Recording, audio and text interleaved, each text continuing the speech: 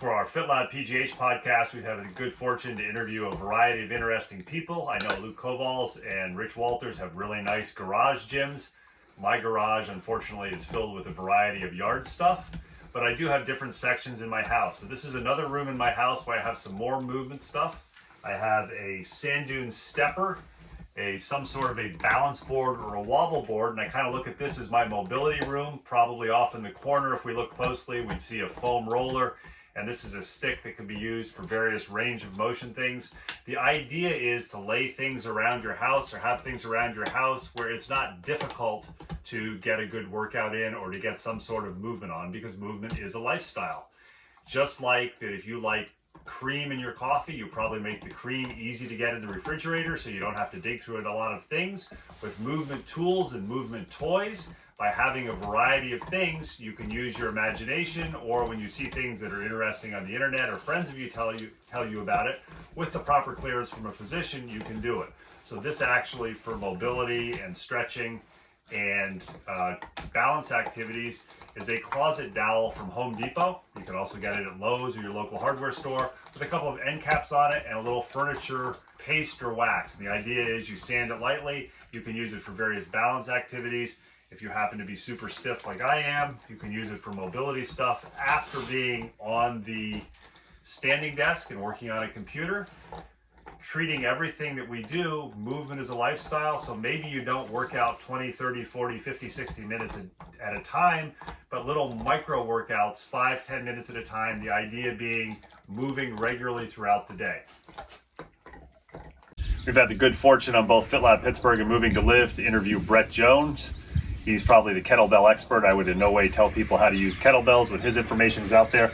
But again, the backyard, the patio, the deck is a great place to have a few kettlebells. So if you have a few minutes, if you're waiting for the dogs to finish whatever their business is, you can do a few kettlebell swings.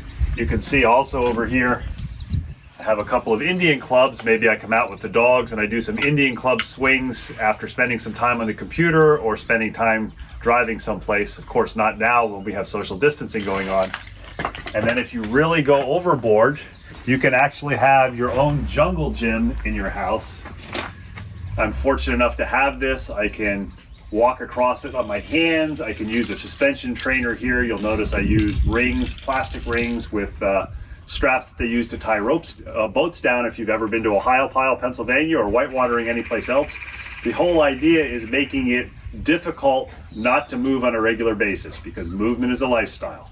So our podcast for Moving2Live and FitLab Pittsburgh this week, our idea is to make you recognize that if you don't have access to a gym, whether through travel, social distancing, quarantining, or maybe you're in a position where you can't afford a monthly membership right now, personal equipment at home is very good to have. And maybe an idea is, after this dies down, or taking advantage of training over the internet, is you can purchase a few sessions with a certified personal trainer or certified strength and conditioning coach who can offer you feedback so you can exercise safely. Remember, move often, move more, and treat movement as a lifestyle. FitLabPGH and Moving2Live want to remind you that in addition to having dogs to bring joy to your life and relieve stress, we need to recognize that eustress and distress exist. Eustress is good stress, distress is bad stress, but both of them have an effect on your body.